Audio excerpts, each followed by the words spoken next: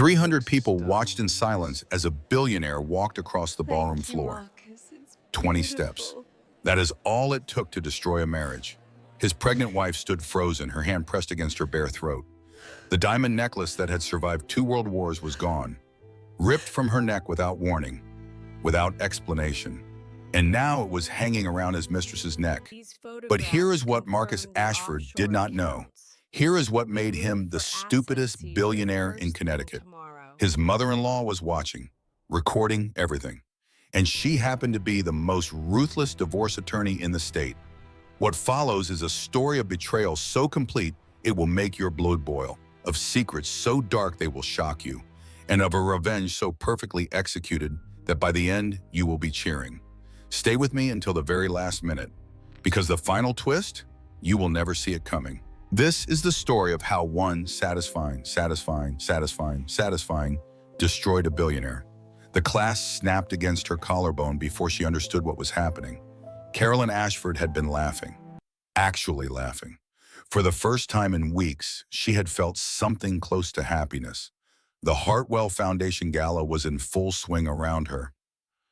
Crystal chandeliers cast warm light across 300 guests in designer gowns and tailored tuxedos. A string quartet played something elegant in the corner. Champagne flowed like water. She had been talking to Margaret Whitfield about nursery colors, yellow or mint green. Such a simple, innocent conversation. Such a normal thing for a pregnant woman to discuss at a charity event. Her hand had been resting on her belly, 7 months along. The baby had been kicking all evening, excited by the music perhaps, or by the chocolate mousse Caroline had sneaked from the dessert table. Then Marcus appeared. Her husband moved through the crowd with the confidence of a man who owned the room, which in a sense he did. The Hartwell Foundation was one of his primary charitable investments. Half the people here owed him something, a donation, a business deal, a favor they would never forget. Caroline smiled when she saw him approaching. She always smiled when she saw Marcus. It was automatic now, a reflex built over 3 years of marriage. "There you are," she said. "Margaret was just telling me about the most wonderful interior designer. She did the nursery for Margaret's grandson and—" Marcus did not smile back. His face was strange, cold, like a mask that had slipped to reveal something hollow underneath. "Marcus?" Carolyn's smile faltered. "Is everything all right?" He did not answer. Instead, he stepped closer, too close. His hands rose toward her neck. For one confused moment, Caroline thought he was going to embrace her, kiss her cheek, some public display of affection for the watching crowd. Then his fingers closed around her grandmother's diamond necklace. "Marcus, what are you—" The clasp gave way, not gently, not carefully. He yanked it.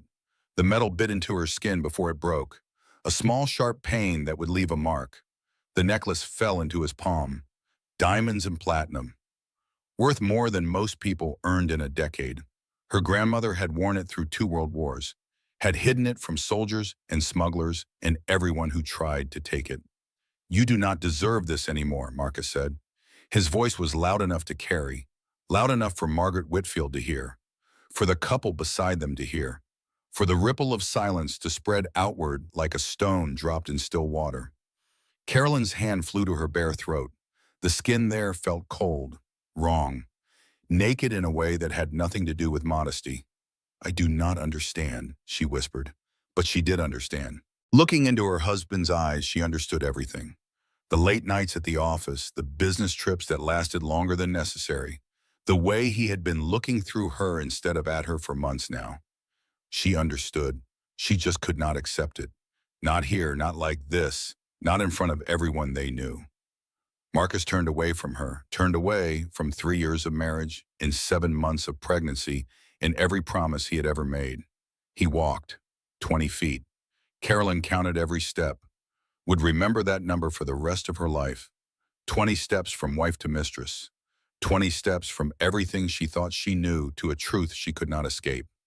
Vanessa Cole stood near the ice sculpture, a towering swan carved from frozen water, its wings spread wide as if trying to fly away from what was about to happen. Vanessa wore red. Of course she wore red, a dress that clung to her perfect figure like it had been painted on. Her blonde hair was swept up in an elegant twist, her lips curved in a smile that held no surprise, no embarrassment, no shame.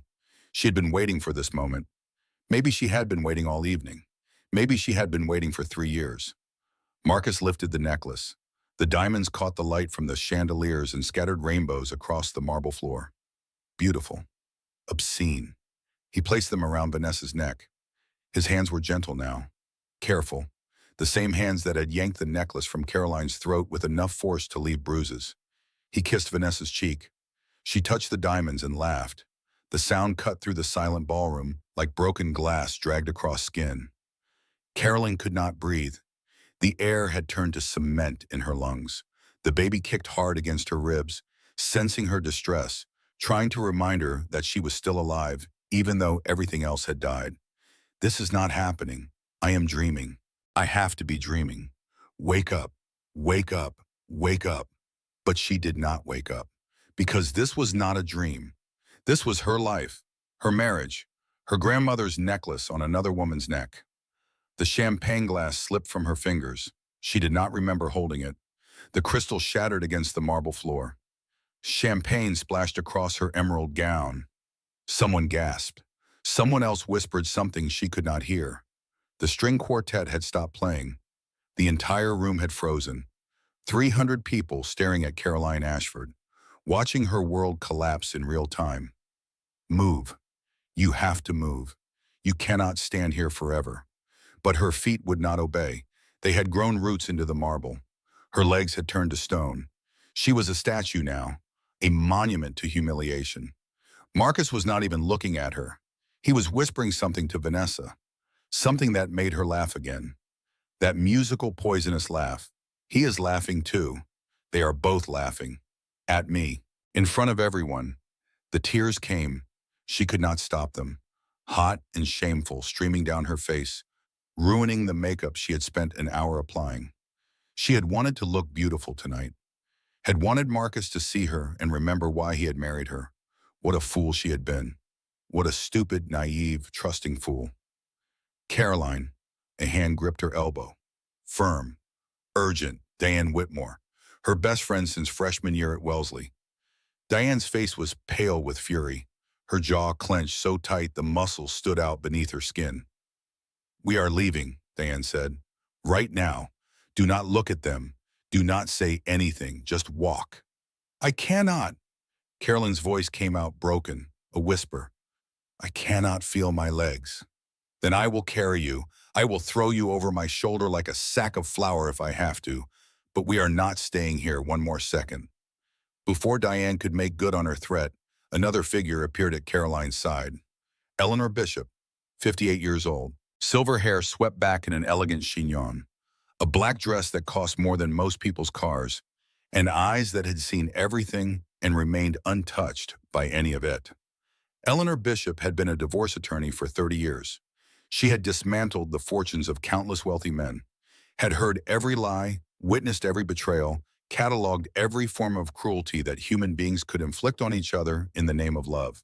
Nothing surprised her anymore. But this was different. This was not a client's marriage falling apart. This was her daughter's marriage, her grandchild's father, her own flesh and blood, being humiliated in front of everyone who mattered. Eleanor's face showed nothing. No shock, no anger, no sympathy. Just that calm, calculating expression that had destroyed hundreds of powerful men in courtrooms across the state. But Caroline saw something else, something only a daughter could see. Eleanor's hand held a cell phone. The phone that had been recording video for the past 2 minutes. Every moment of Marcus's betrayal preserved in digital clarity. Her mother had not been watching in helpless horror. She had been gathering evidence. Sweetheart, Eleanor said. Her voice was perfectly steady, perfectly controlled. We are going to walk out of here. We are going to keep our heads high. We are going to smile at anyone who looks at us. I cannot smile. I cannot. You can, you will, because this is not over. This is just beginning. Eleanor's eyes met hers, hard as diamonds, unbreakable. And when we get to my car, I'm going to tell you exactly how we are going to destroy him. The words cut through Caroline's shock like a blade. Destroy him, not save the marriage, not try to understand. Destroy. Something shifted inside her. The paralysis began to crack. Her feet remembered how to move. Diane took her left arm. Eleanor took her right. Together, together, they turned her toward the exit, one step, then another. The crowd parted before them like water before a ship. Caroline kept her chin up. She did not look back at Marcus, did not look at Vanessa touching the diamonds that should have been hers. She looked straight ahead at the double doors that led to freedom. The walk took forever. It took no time at all. Someone said something as they passed. A woman's voice. Sympathetic or mocking, Caroline could not tell. She heard only the rush of blood in her ears and the click of her heels against marble and the soft, steady rhythm of her mother's breath beside her. Almost there, Eleanor murmured. Almost there, sweetheart. You are doing perfectly. The night air hit her face like cold water. November in Connecticut, frost on the ground, stars hidden behind clouds. She had not brought a coat, had not thought she would need one. The valet had Eleanor's Mercedes waiting. How her mother had arranged that, Caroline did not know. Eleanor always arranged everything, always planned 3 steps ahead. The valet opened the back door. His eyes did not meet Caroline's. Word was already spreading. By morning, everyone in Connecticut would know what had happened. She slid into the leather seat. The interior smelled like Eleanor's perfume. Chanel No. 5. The same scent her mother had worn every day of Caroline's life.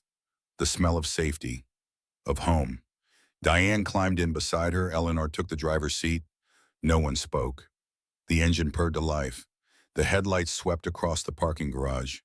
They pulled out into the night, leaving behind the gala and the cameras and the man Caroline had promised to love until death. Death would have been easier.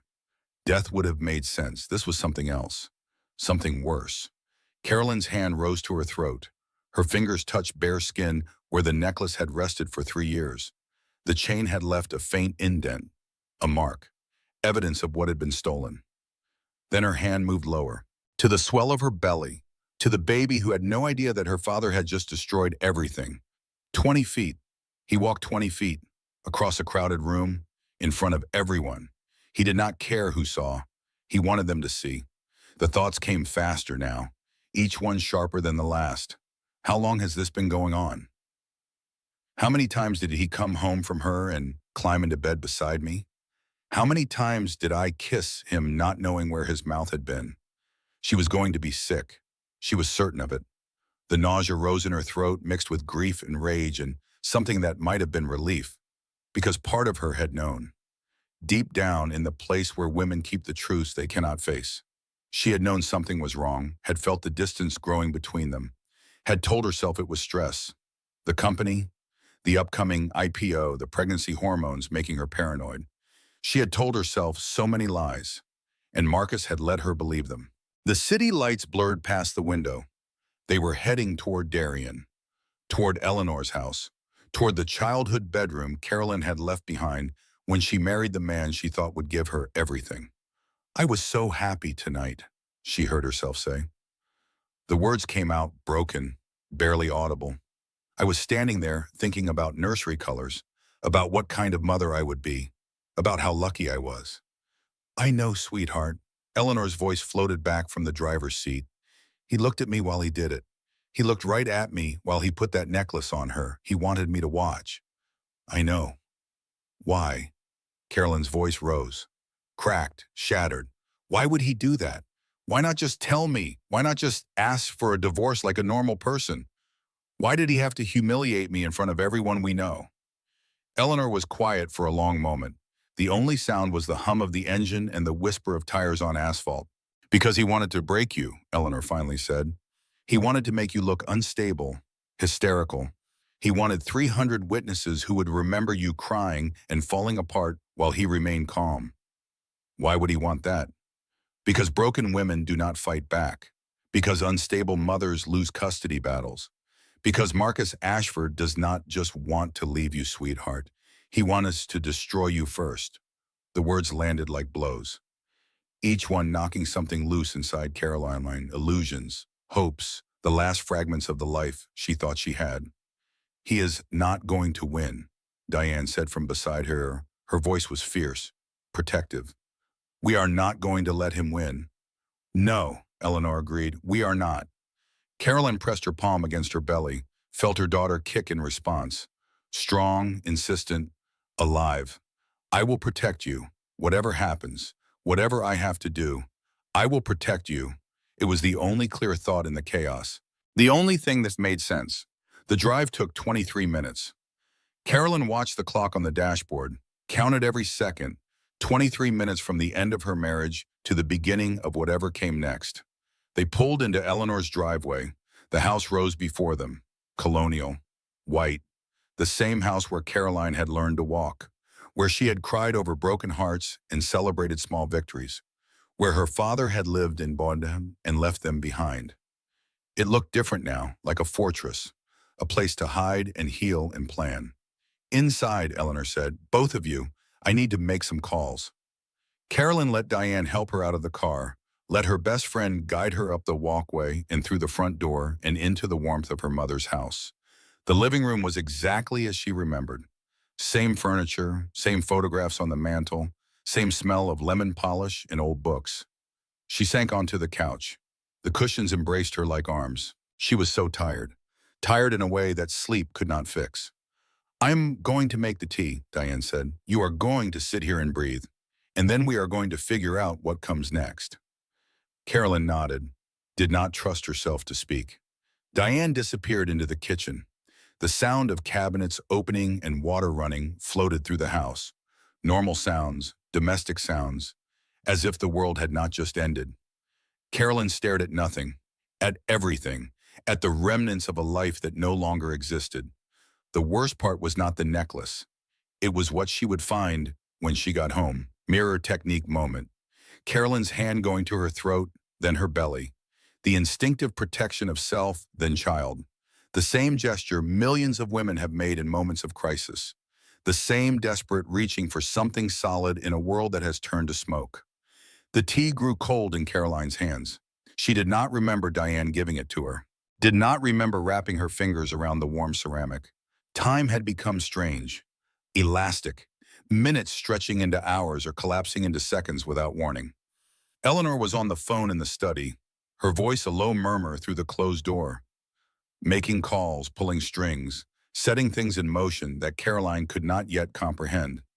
Diane sat beside her on the couch, close enough to touch but not touching, giving her space, waiting. I need to go home, Carolyn said suddenly. That is a terrible idea. I need to know if, she stopped, swallowed. His closet. I need to see if his things are still there. Diane was quiet for a moment. You think he planned this? I know he planned this. You did not see his face. He was not angry. He was not emotional.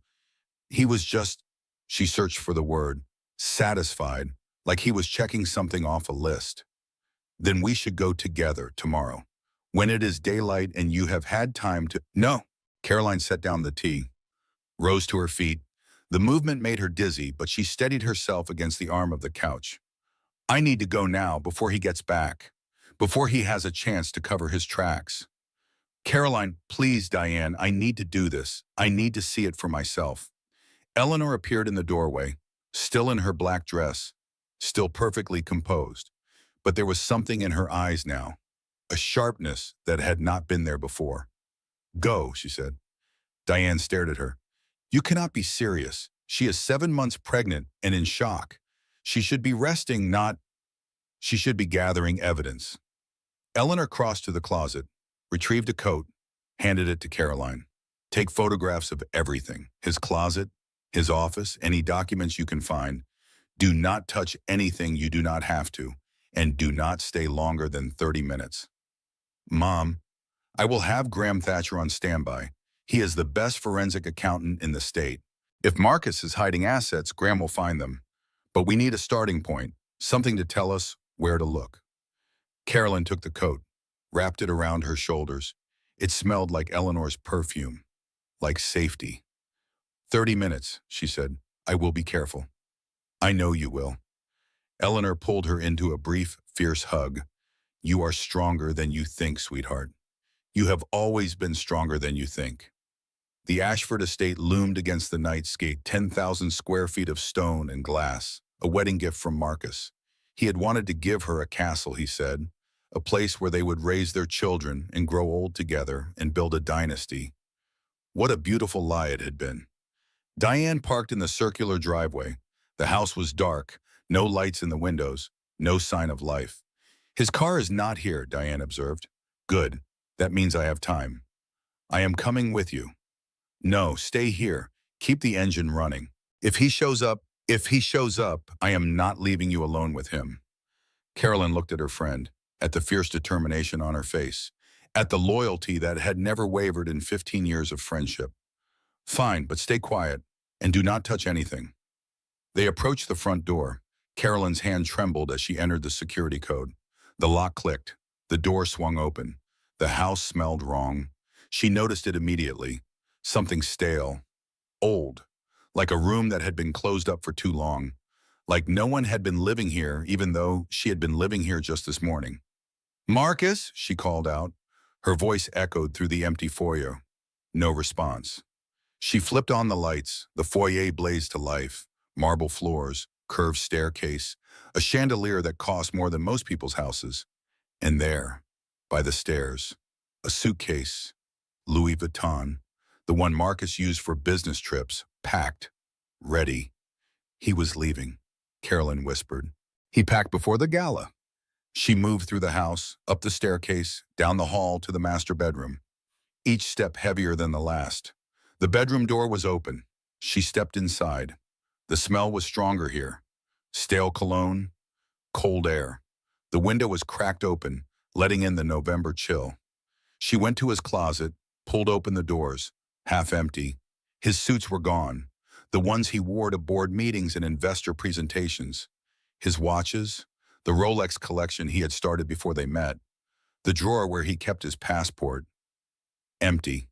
The safe behind the false panel, open, cleared out. Oh God, Diane breathed from behind her. He took everything.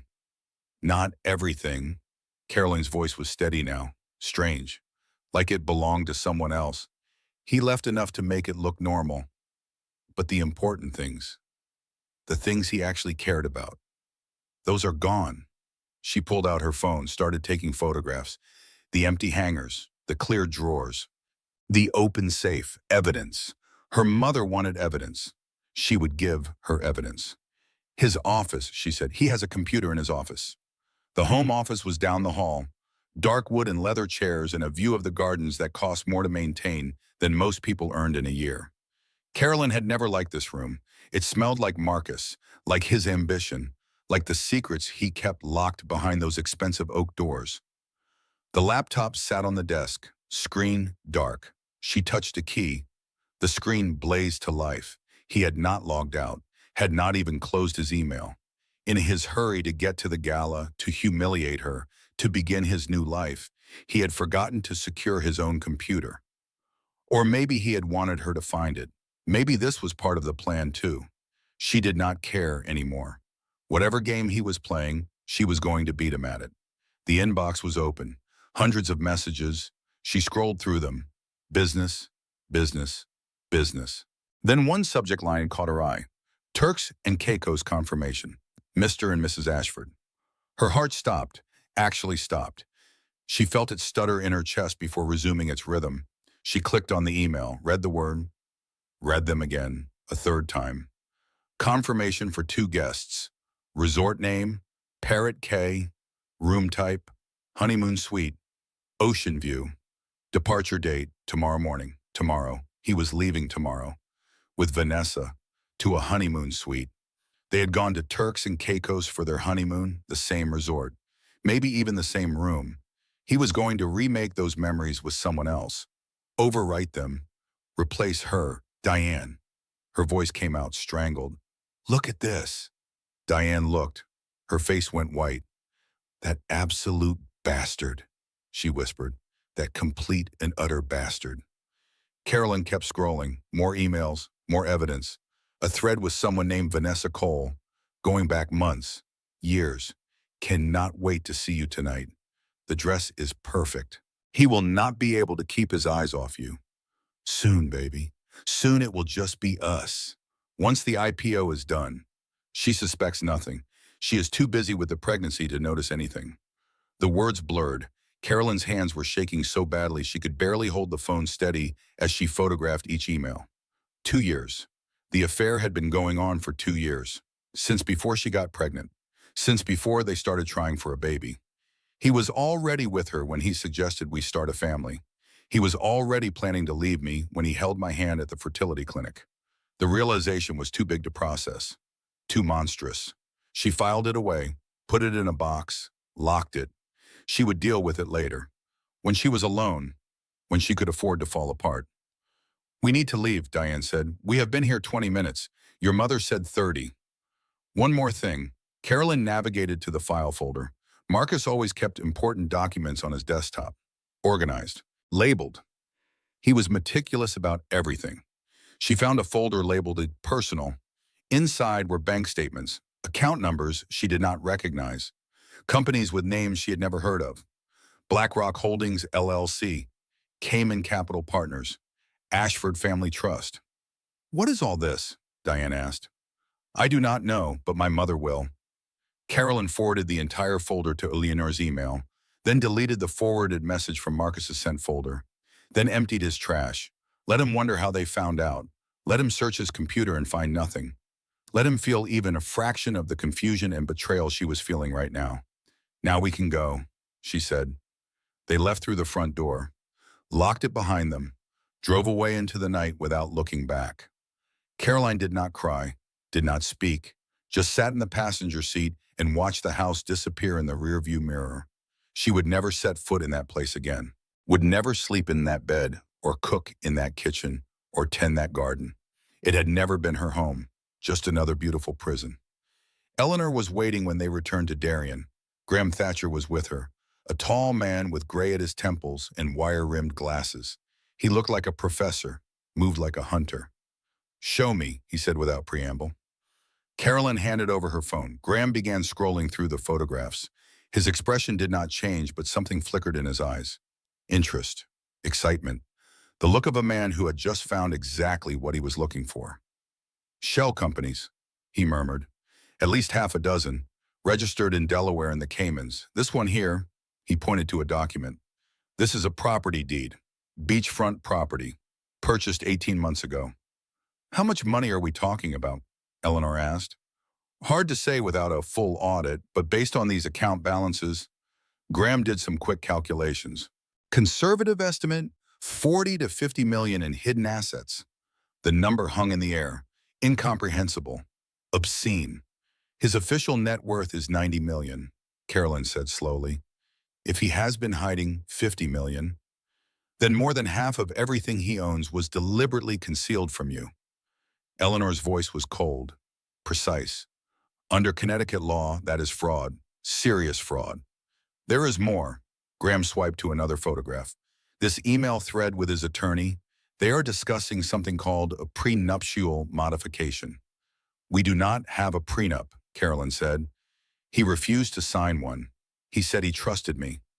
Exactly, which means everything he earned during the marriage is community property. But look at this.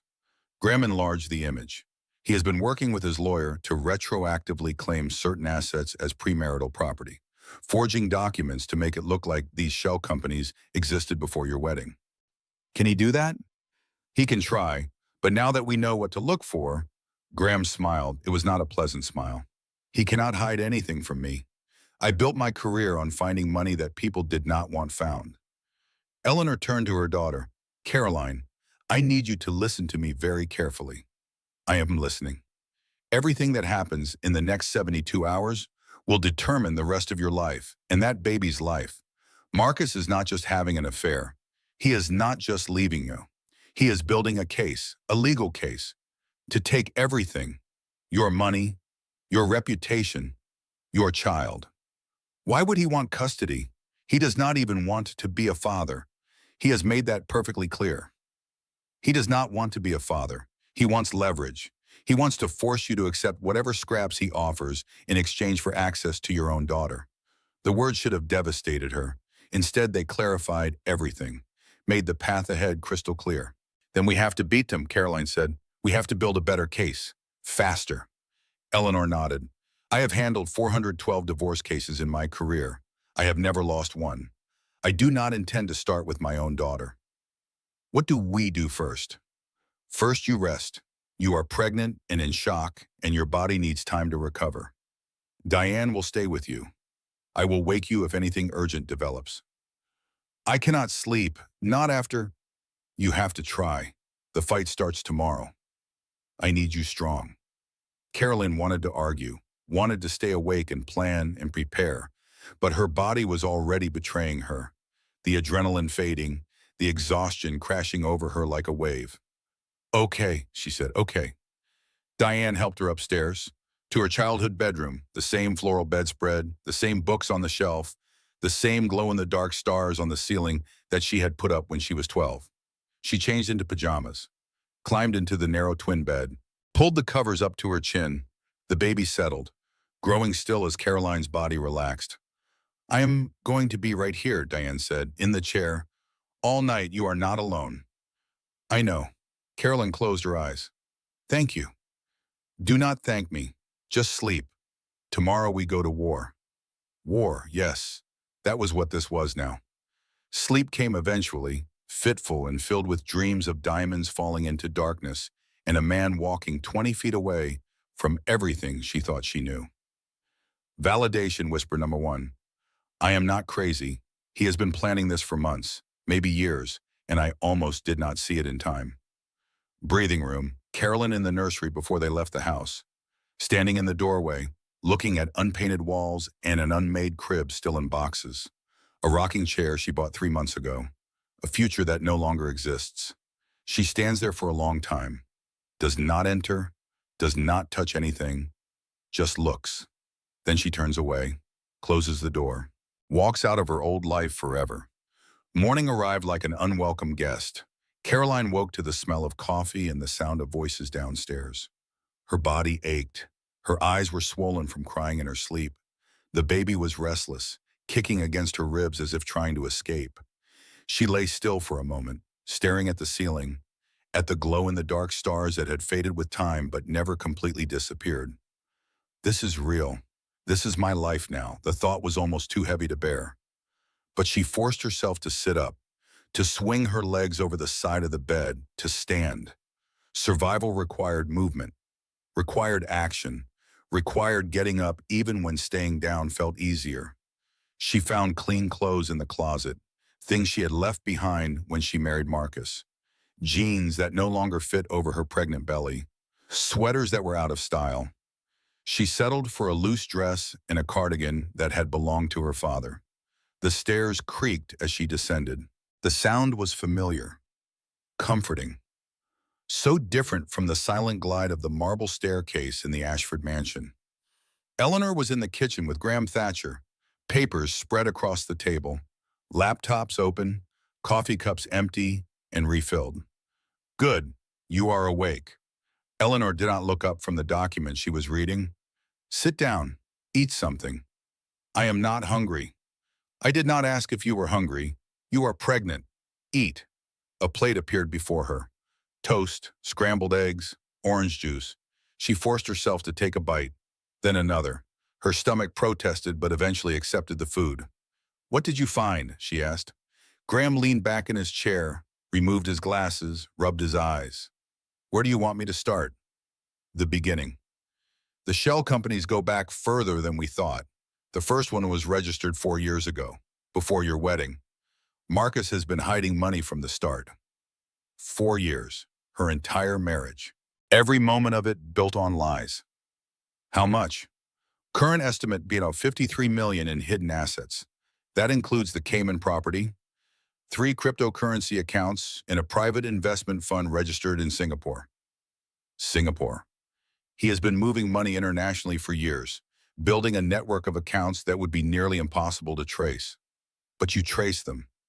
Graham smiled, that sharp, predatory smile. I am very good at my job. Eleanor slid a folder across the table. There is something else, something that changes everything. Carolyn opened the folder. Inside was a medical document, a procedure she did not recognize. dated 4 years ago. What is this? This is documentation of a vasectomy reversal, performed on Marcus Ashford 3 months before your wedding. The words did not make sense. Carolyn read them again, a third time. A vasectomy reversal? Marcus had a vasectomy when he was 25, a decision he made after his first serious girlfriend got pregnant and demanded he marry her. He paid for her abortion and swore he would never let anyone trap him again. I do not understand. We tried for a year to get pregnant. We went to fertility specialists. He was with me at every appointment. He was so excited when we finally... The truth hit her like a physical blow. She actually doubled over, felt Diane's hand on her back, heard voices asking if she was okay. She was not okay. She would never be okay again. He reversed the vasectomy specifically to get me pregnant. The pregnancy was not luck. It was not fate. It was strategy. My baby was a business decision. Why not I saw him, stole Shia, why she managed. Why would he want me pregnant if he was planning to leave? Control, Eleanor said simply. A child ties you to him, makes divorce more complicated, gives him leverage in custody disputes. And a pregnant wife is sympathetic, unstable, easy to manipulate. He planned this. From the very beginning. Carolyn stood up, walked to the sink, gripped the counter until her knuckles went white. She had thought the affair was the worst of it, had thought the humiliation at the gala was rock bottom. But this was deeper, darker, a betrayal so complete it reshaped everything she thought she knew about her own life. Her pregnancy, the happiest surprise of her life, the baby she had wanted and loved and planned for. It had never been real, just another move in Marcus's game. I thought it was a miracle, she whispered. We had been trying for so long. When the test came back positive, I cried. I was so happy. I know, sweetheart. He held me. He said he was happy too. He said it was the beginning of our real life together. He lied. He has been lying since the moment you met. Carolyn turned around. Her face had changed.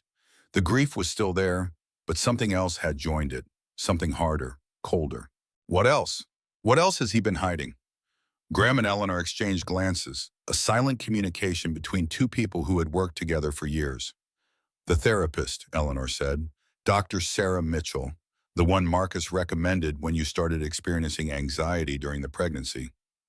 What about her? She has been his mistress, before Vanessa, for 2 years. Overlapping. The hits kept coming, each one worse than the last. She was documenting your sessions, Graham added, creating a paper trail of supposed mental instability, anxiety, paranoia, emotional outbursts. I trusted her. I told her things I have never told anyone. I cried in her office. Carolyn stopped, took a breath. She was reporting everything back to Marcus? Everything, and spinning it to make you look unstable, building a case for him to use in a custody battle. He was going to use my own therapy against me? He was going to paint you as an unfit mother, someone too fragile to be trusted with a child, and he was going to use Dr. Mitchell as his expert witness. Carolyn laughed. The sound was ugly, broken, nothing like the way she used to laugh before Marcus Ashford taught her that happiness was just another kind of trap. So let me make sure I understand this correctly, she said. My husband has been hiding $50 million for 4 years. He reversed his vasectomy specifically to get me pregnant as a control tactic. He has been having affairs with multiple women, including my own therapist. And he is building a case to take my daughter away from me by proving I am mentally unfit. That summarizes it, yes. Is there anything else? Another glance between Graham and Eleanor. There might be, Graham said carefully. We have a private investigator looking into some other leads. Ruth Navarro. She is the best in the business. What kind of leads? Financial irregularities at Ashford Technologies, possible embezzlement. We are not sure who is involved yet, but the numbers do not add up. You think Marcus is stealing from his own company? Think someone is. And if we can prove it, the board will have no choice but to take action. That could affect the IPO and Marcus's net worth. And everything else, Lindrishko. Carolyn sat back down. Her legs were suddenly too weak to support her. The IPO, she said slowly. That is in 6 weeks, right? 5 weeks and 4 days. And if news of this divorce goes public before then, share prices drop, investor confidence disappears. Marcus could lose $100 million or more. So he wanted to get me out of the way first, humiliate me publicly, make me look unstable, then announce the divorce as a tragic necessity caused by his pregnant wife's mental breakdown. That would be my assessment, yes. Carolyn stared at the papers spread across her mother's kitchen table. At the evidence of betrayal so comprehensive it was almost impressive. Marcus had thought of everything, had planned for every contingency, had built a trap so elaborate she never even knew she was caught. Almost everything. He made one mistake, she said. What is that? He married the daughter of the best divorce attorney in Connecticut. Eleanor smiled, that rare, genuine smile that Caroline had not seen in years. Two mistakes, Eleanor corrected. He also underestimated you. I will not make that easy for him, not anymore. No, you will not. Carolyn pulled the papers toward her, started reading through the evidence, learning every detail of her husband's betrayal. If this was war, she needed to know her enemy, every weakness, every vulnerability, every secret he thought he had hidden. By the time she finished, she would know Marcus Ashford better than he knew himself, and then she would destroy him. Mirror technique moment. Later that night, Caroline scrolling through her phone. The pregnancy announcement photos from 7 months ago. Marcus's arm around her shoulders, his smile wide and proud. She zooms in on his face, studies it, looks for some sign of the lie, some crack in the performance. There is nothing. His happiness looks so real. Even now, knowing everything, she cannot tell it was fake. That is what scares her most. The days that followed were a blur of legal documents and strategy sessions. Eleanor assembled her team, Graham with his spreadsheets and bank records, Ruth Navarro with her surveillance skills and network of contacts, two junior associates from Eleanor's firm who worked around the clock, pulling every thread Marcus had tried to bury. Caroline sat in on every meeting, learned every detail, refused to be protected from the truth of her own marriage. We need to talk about the therapist, Ruth said at one session. She was a compact woman in her late 40s, sharp eyes, no-nonsense demeanor. The kind of person who noticed everything and forgot nothing. Dr. Mitchell, Caroline said. The name tasted bitter on her tongue.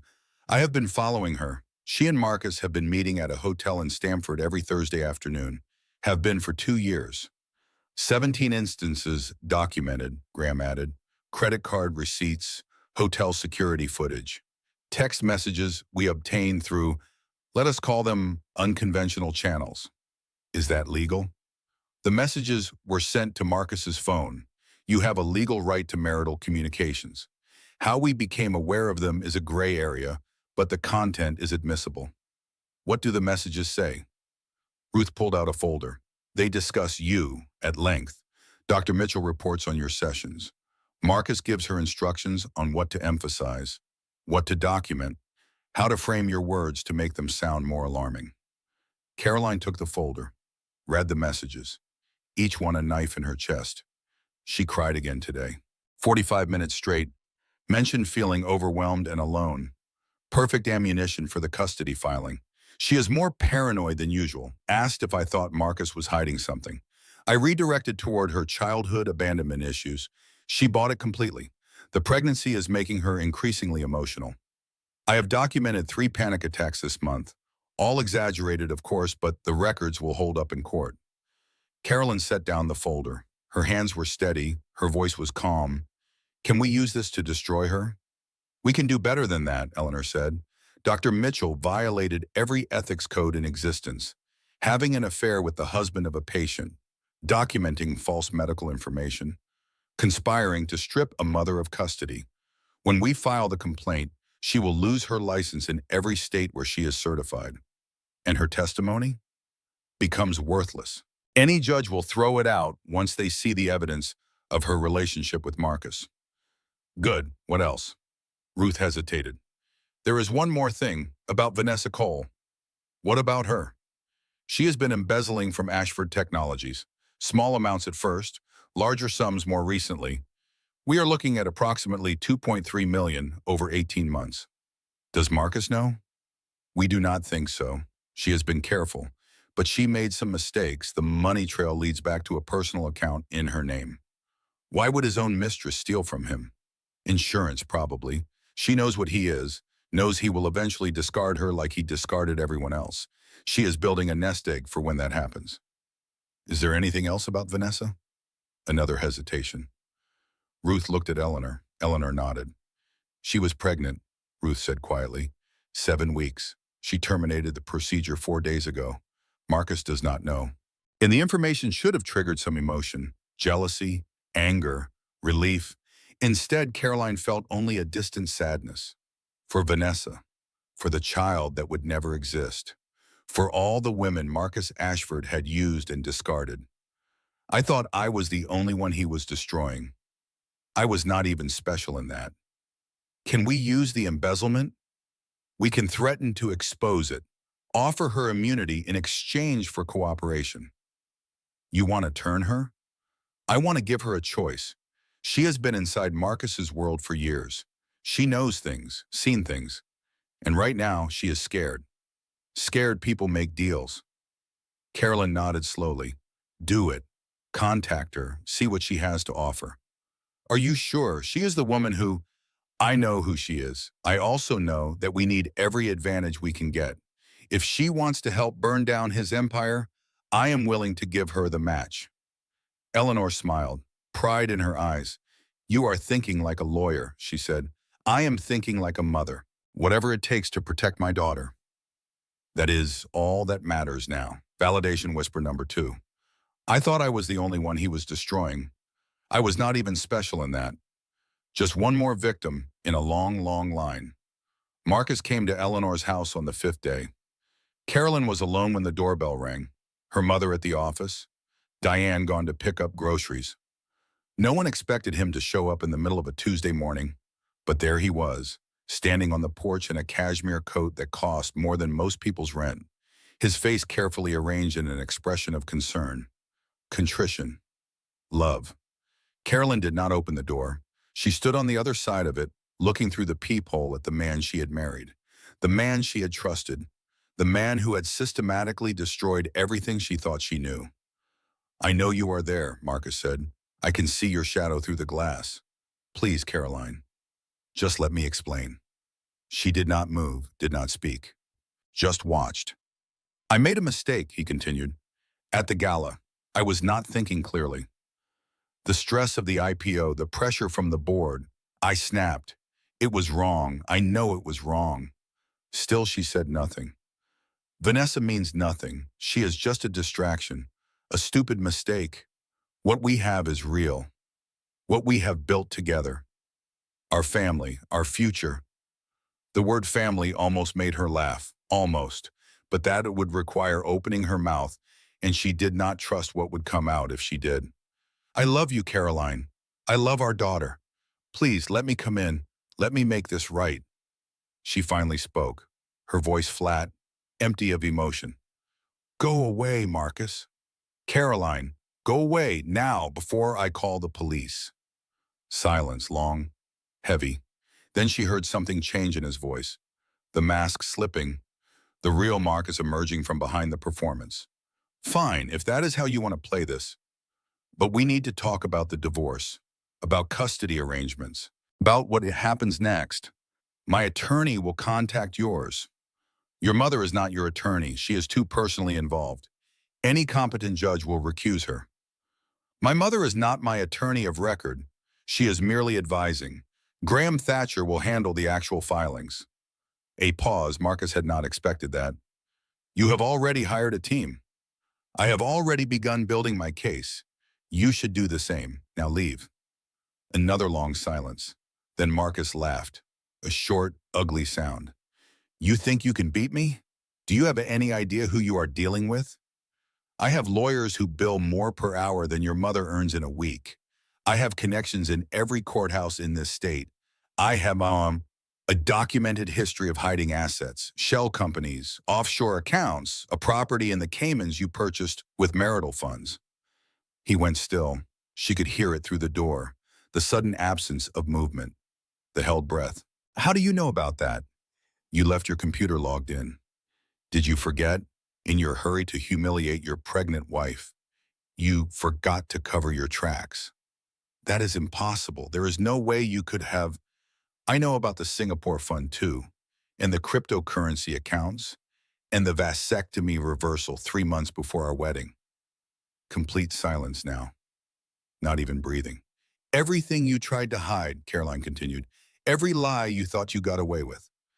I know all of it, and so does my legal team. When Marcus spoke again, his voice was different, stripped of pretense, cold and dangerous. You are making a mistake, Caroline. A very serious mistake. The only mistake I made was marrying you. I am correcting it now. I will bury you. I will take everything. You will never see that baby. That is where you are wrong. She pressed her hand against the door, against the thin barrier between her and the monster she had loved. I am going to fight you with everything I have. And when it is over, everyone will know exactly who you are. Not the brilliant entrepreneur, not the charming billionaire, the man who hid $50 million from his pregnant wife, the man who weaponized her therapy, the man who reversed his vasectomy to trap her. No one will believe you. They will when they see the evidence, every document, every email, every secret you thought was buried. I will destroy you first. You can try. She heard him breathing, fast, ragged, losing control. This is not over, he said finally. No, it is just beginning. His footsteps retreated, the sound of a car door slamming, an engine starting, tires on gravel. Caroline stayed by the door for a long time after he left, her hand still pressed against the wood, her heart pounding in her chest. She had done it, had faced him, had stood her ground, and she had not fallen apart. Eleanor came home 2 hours later, found her daughter in the kitchen, drinking tea, looking calmer than she had in days. He was here, Caroline said. Marcus, he came to the house. I know. Ruth was watching from her car down the street. She recorded the entire conversation through the door. I did not know she was there. That is the point. She is also following Marcus now, documenting his movements. Everyone he meets, everywhere he goes. Carolyn nodded, took another sip of tea. He threatened to destroy me. Of course he did. It is what bullies do when they start losing. He said he would take the baby. He can say whatever he wants. The evidence we have already gathered makes him unfit for unsupervised visitation, let alone custody. He does not know about Dr. Mitchell yet, about our connection to her. No, and we are going to keep it that way until the perfect moment. Carolyn looked at her mother, at the woman who had spent 30 years preparing for battles exactly like this one. How do you do it? She asked. How do you stay so calm? Practice and perspective. Marcus thinks he is special, thinks his money and power make him untouchable. But I have taken down men richer than him, smarter than him, crueler than him. He is just another bully in an expensive suit. What happens next? Mess we wait. Graham is still tracing the money. Ruth is still building the surveillance file. And in about 3 weeks, Marcus is going to make his move. He will file for divorce first. Try to control the narrative. Claim you abandoned the marriage. How do you know? Because it is what I would do in his position. Strike first, control the terms, make your opponent respond to you instead of the other way around. So we let him file first? We let him think he is winning, and then we counter with everything we have. The Richardson playbook. Eleanor smiled. You have been doing your research.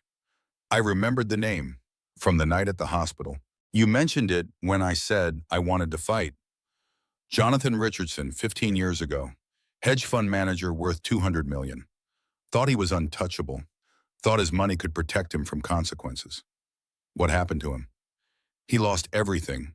His business, his reputation, his family. Last I heard, he was living in a studio apartment in New Jersey, working as a consultant for a company he used to own. Because of you? Because of his own arrogance. I just showed people who he really was. Carolyn set down her tea, met her mother's eyes. I want that for Marcus. I want everyone to see. Then that is what we will do. But it takes time, patience, and perfect timing.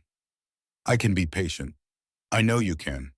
They sat in silence for a moment. Mother and daughter, planning the destruction of a man who deserved everything that was coming. There is something I need to tell you, Eleanor said finally. Something about your wedding. And what about it? The week after you married Marcus, I prepared a complete divorce file. Names of the best forensic accountants, private investigators, therapists who specialize in high-conflict divorces. I had it ready, just in case.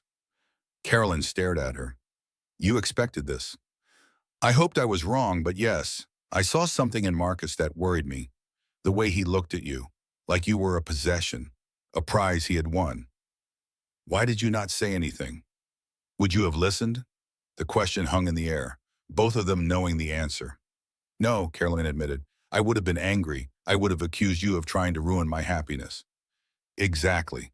So I stayed quiet, prepared for the worst, and prayed I would never need to use it. You did not cry at my wedding. No. I thought you were being cold, judging me. I was mourning, for the daughter I knew I was about to lose, for the version of you that existed before Marcus Ashford. The confession should have hurt. Instead, it felt like relief, validation. Someone had seen the truth when Caroline could not. She did not cry at my wedding. She was mourning. Mirror technique moment. Caroline at the door, her palm pressed against the wood, feeling Marcus's presence on the other side. The thin barrier between her and everything she used to love. She realizes she is not afraid. Not anymore. Fear requires uncertainty, and she knows exactly who Marcus is now. The social media storm hit on day 7. The gala photos circulated everywhere. Every platform, every gossip site, every comment section filled with speculation about what Caroline Ashford must have done to deserve such public humiliation. She must have cheated. I heard she is mentally unstable. He probably caught her doing something terrible. Poor man, imagine being trapped with someone like that. Carolyn read the comments, all of them. Sat in her mother's living room and scrolled through thousands of strangers dissecting her worst moment. Diane tried to stop her.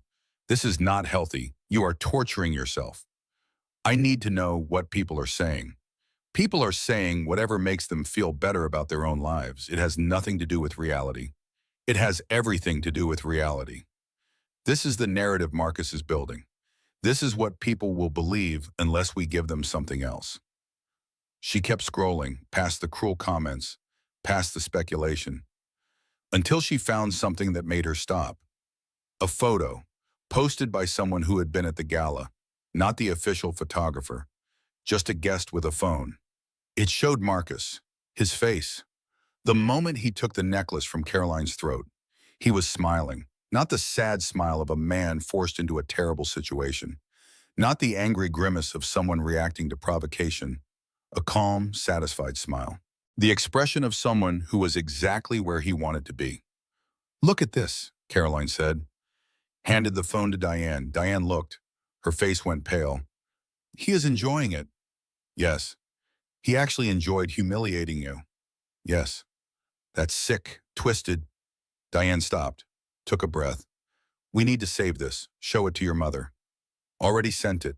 Eleanor called back within the hour. This is perfect, she said. This photo destroys his narrative. No one can look at this and think he was forced into anything. Can we use it? We can do better than use it. We can make sure it goes viral. How? Leave that to me. By evening, the photo had spread across every major platform. Someone had added a caption, the face of a man destroying his pregnant wife's life and loving every second. The comments started changing, slowly at first, then faster. Wait, he is actually smiling? That is not the face of a man who regrets anything. She looks devastated. He looks happy. This is sick. I take back everything I said. He is a monster. The tide was turning, Marcus noticed. Within 2 days, he had hired a crisis management firm. Professional reputation rehabilitation. Leaked statements to friendly journalists about his side of the story. A marriage that had been failing for years. A wife who refused to seek help for her mental health issues. A decision that was painful but necessary.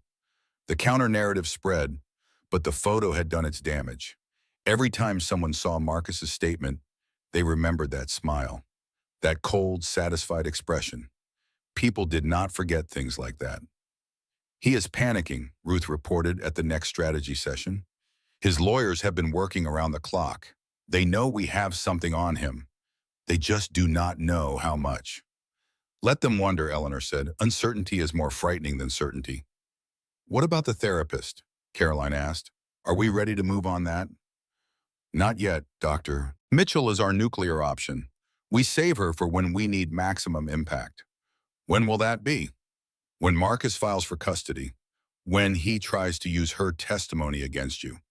Then we reveal everything. The affair, the falsified records, the conspiracy to strip a mother of her child. Will the medical board take action? They will have no choice. The evidence is overwhelming. Dr. Mitchell will lose her license, her credibility, her career.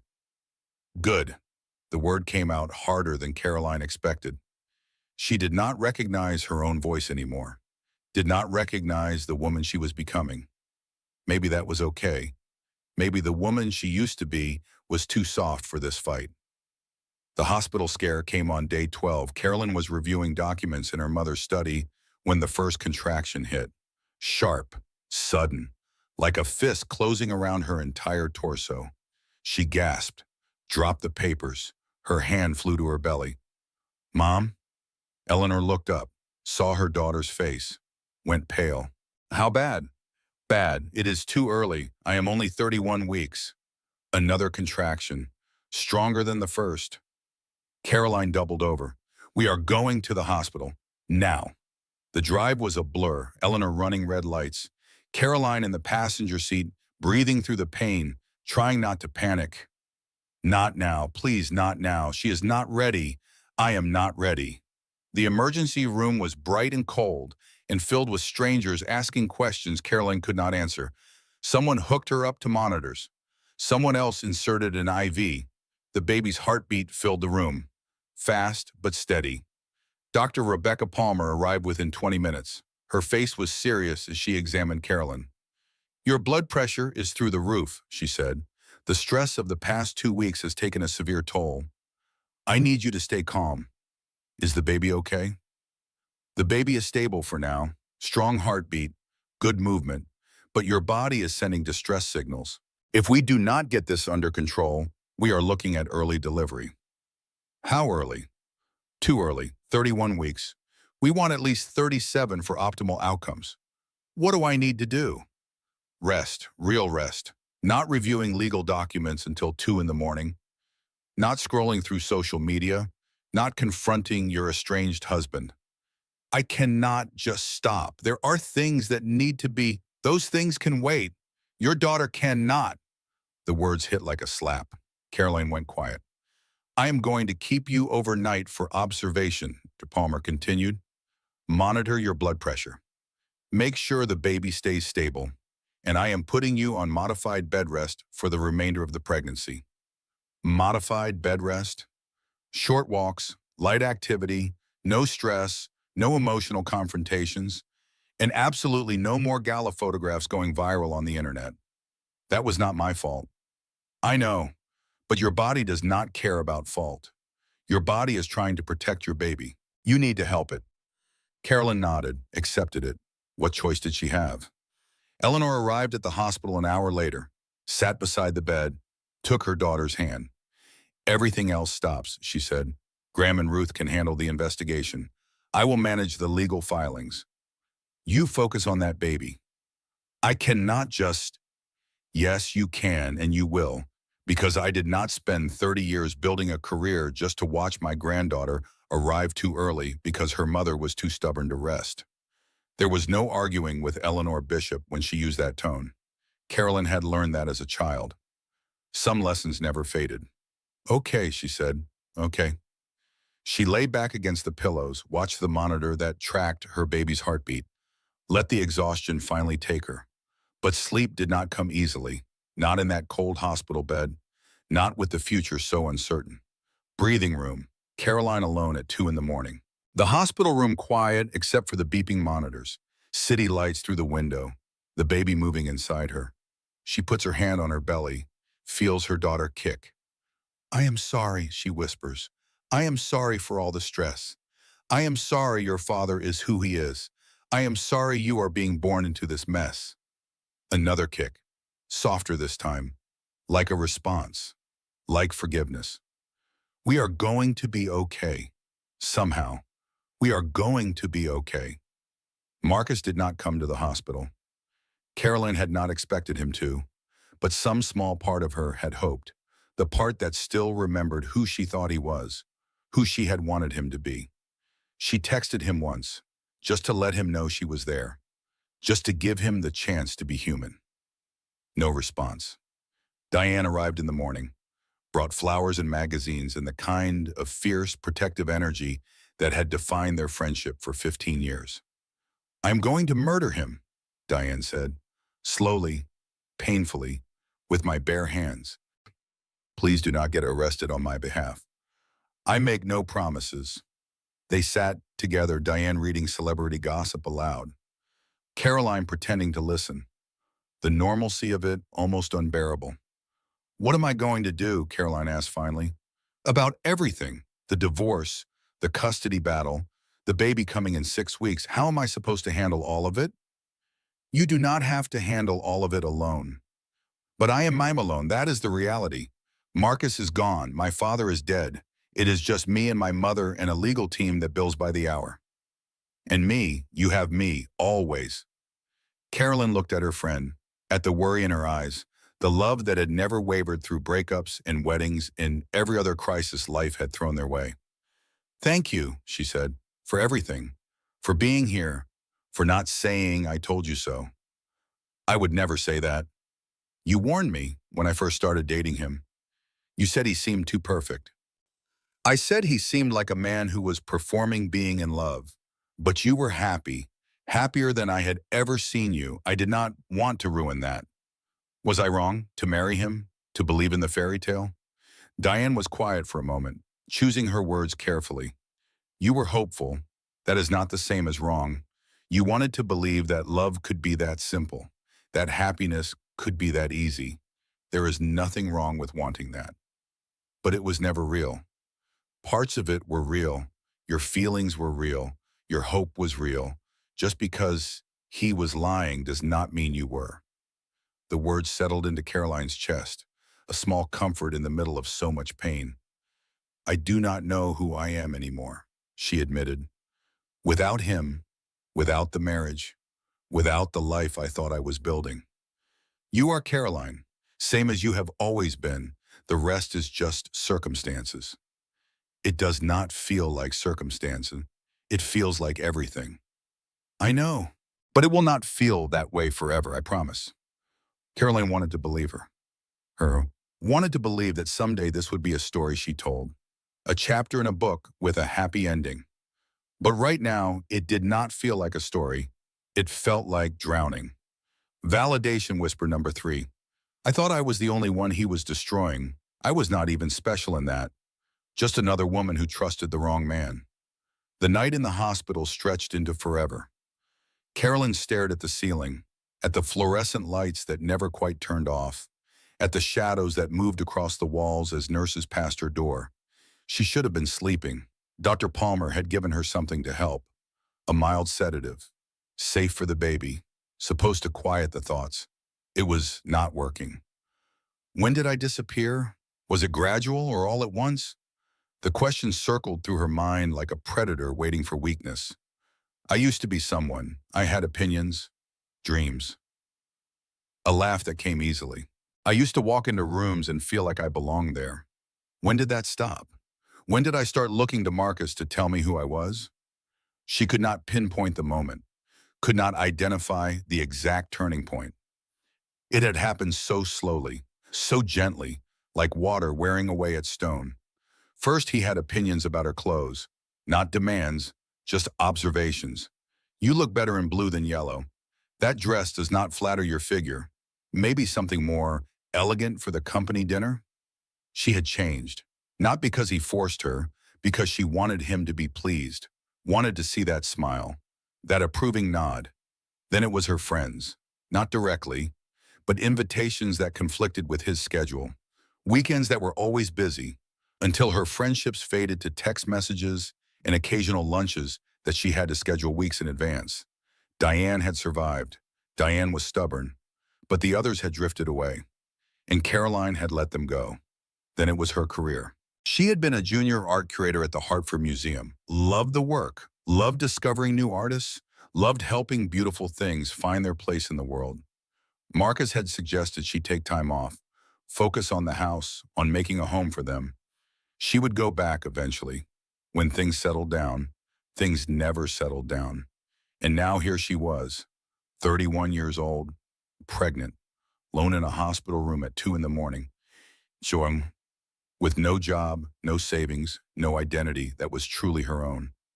I gave him everything, piece by piece, until there was nothing left. The tears came. She did not fight them, let them stream down her face in the darkness. She was mourning. Not just the marriage, not just the future she had imagined. She was mourning the woman she used to be, the woman who had disappeared so completely that Caroline could not even remember what she looked like. Her phone buzzed on the bedside table. She reached for it, half hoping it was Marcus, finally responding, finally being human. It was not Marcus. It was a Google alert, her name in the news. Ashford divorce drama, friends claim wife has history of mental instability. She clicked the link, read the article.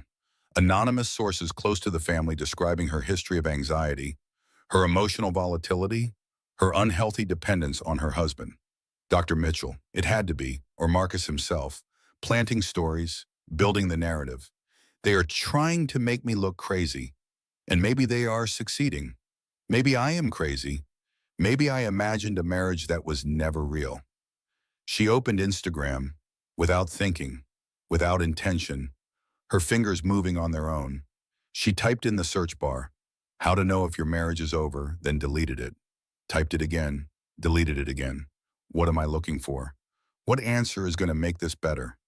There was no answer, no magic words, no internet stranger who could tell her how to survive this. She put the phone down, turned her face to the window, watched the city lights blur through her tears. I am alone, completely alone, and I do not know if I am strong enough for what comes next. The baby kicked, hard, right against her ribs, as if disagreeing. Caroline put her hand on her belly, felt the movement beneath her palm. Not alone, not completely. I have you. We have each other. It was not enough. She knew it was not enough. A baby could not fix a broken life. A child could not fill the void left by a destroyed marriage. But it was something. A reason to keep breathing. A reason to get up in the morning. For you. I will survive this for you. Eleanor arrived at 3 in the morning. Not with legal documents, not with strategy updates, with soup, chicken broth and rosemary, the same recipe her grandmother had made, the same recipe Eleanor had made when Caroline was sick as a child. I could not sleep, Eleanor said. Sat in the chair beside the bed, kept thinking about you here alone. I am fine. You are not fine, and that is okay. You do not have to be fine right now. She handed Caroline the thermos. The warmth of it was almost unbearable. Such a small kindness, such a simple gesture. Caroline's eyes filled with tears again. I do not know if I can do this, she whispered. All of it.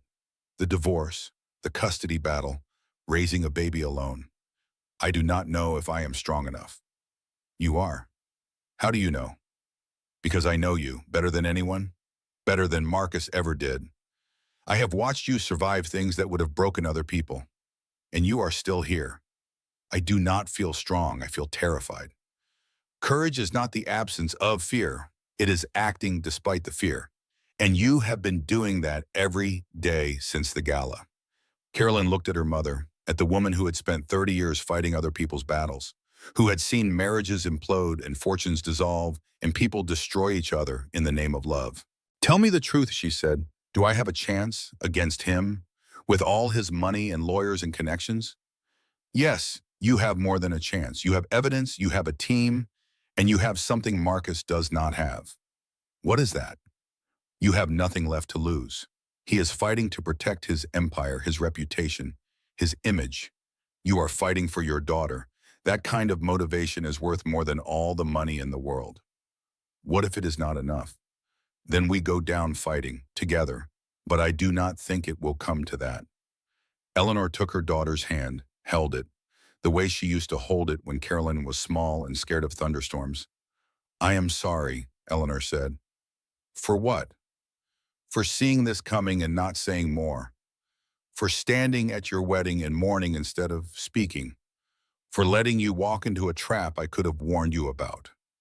Would I have listened? No, but I should have tried anyway. I should have fought for you harder.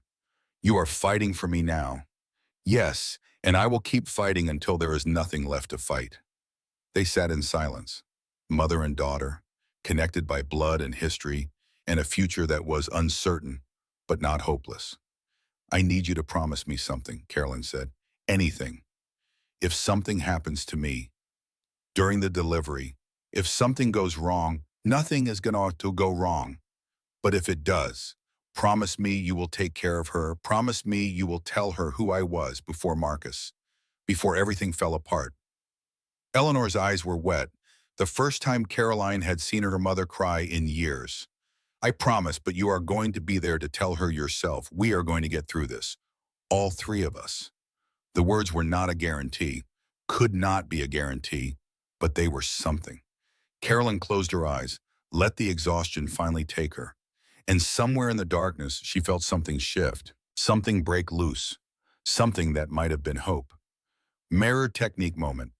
The phone in her hand, the search bar empty and waiting. The impulse to reach out to strangers for validation. The recognition that millions of women have done the same thing. Sat in their own darkness.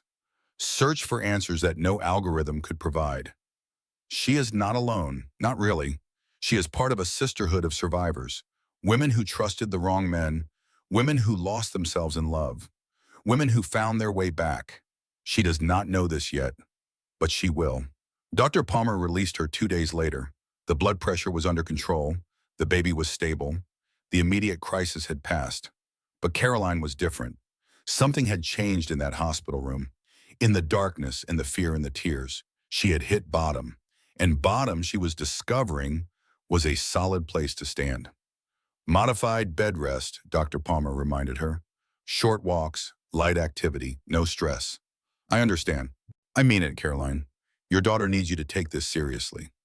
I am taking it seriously, more seriously than I have taken anything in my life. She went home to her mother's house, climbed into the childhood bed, looked at the glow-in-the-dark stars on the ceiling, and began to plan. Not the legal strategy. Eleanor and Graham would handle that, not the investigation. Ruth had everything under control. She planned something different, something personal. Who she was going to be when this was over.